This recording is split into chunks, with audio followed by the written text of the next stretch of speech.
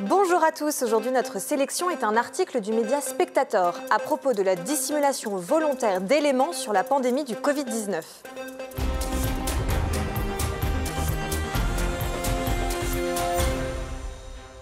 Le récit officiel de la pandémie serait-il en train de s'effondrer? Plusieurs acteurs importants de cette crise sont en ce moment au cœur d'enquêtes à l'international.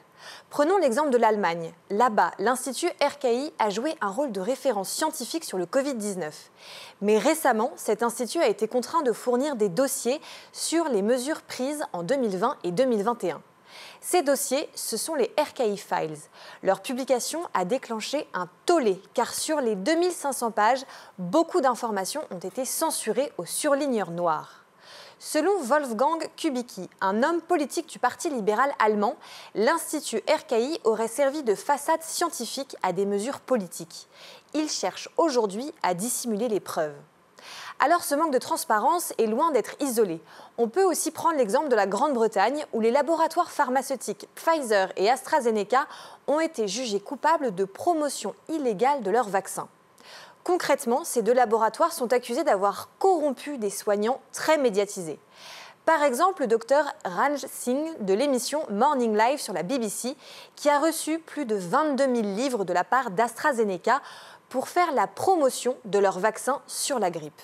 Et ce médecin n'a jamais parlé de cette somme quand il s'exprimait sur les vaccins AstraZeneca du Covid-19 qui, depuis, ont été retirés du marché. Mais c'est aux États-Unis qu'a eu lieu le plus gros volte-face, à commencer par les médias. Le New York Times a publié un grand article sur les effets indésirables des vaccins. Le journal développe aussi le sentiment de beaucoup de victimes d'avoir été ignorées.